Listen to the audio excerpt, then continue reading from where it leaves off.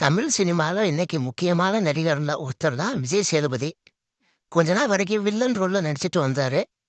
Guest ரோல்ல கூட நட்புக்காக நடிச்சு கொடுத்தாரு.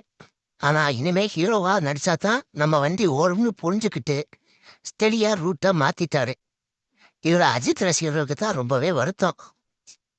ஏன்பா அவர் ஹீரோவா நடிச்சா அஜித் ரசிகர்களுக்கு என்ன வருத்தம்? அப்படி இல்லப்பா.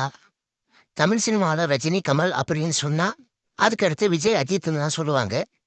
அப்படி பார்க்கும்போது ரஜினி, கமல், விஜய் அப்படின்னு 3 பேர் படத்துலையும் விஜய் சேதுபதி வில்லனா நடிச்சிட்டாரு.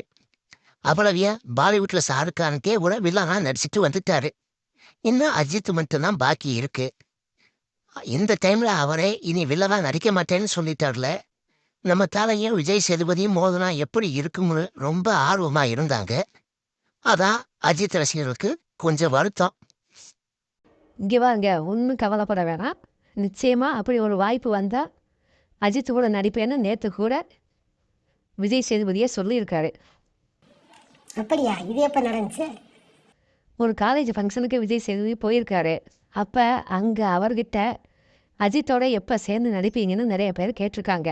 அதுக்கு அவர், இதுக்கு முன்னாடி ஒரு படத்தில் அஜித் சாருடன் நடிக்கிறதா இருந்துச்சு, ஆனால் சில காரணங்களால் அது நடக்கலை. அவர் ஒரு சிறந்த நடிகர், நல்ல மனிதர்.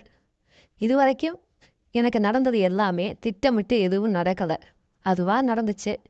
அதே மாதிரி இன்னொரு நல்ல சந்தர்ப்பத்தில் அஜித் சாரோட சேர்ந்து நடிக்க வாய்ப்பு வந்தால் நடிப்பேன்னு சொல்லி இருக்காரு. இதனால் இப்போ அஜித் ரசிகர்கள் ஓரளவுக்கு குசியாங்கி இருக்காங்க.